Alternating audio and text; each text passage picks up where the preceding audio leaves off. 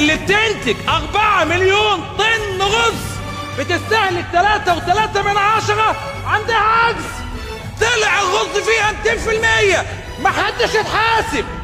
قلنا حاسبوا الوزير اتحمى وبقي في موضعه.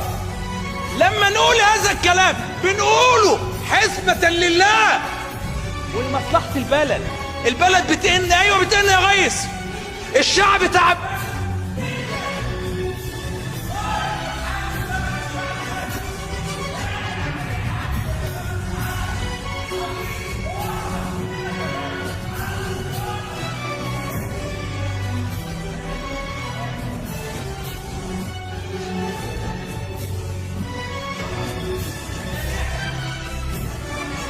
في ثواني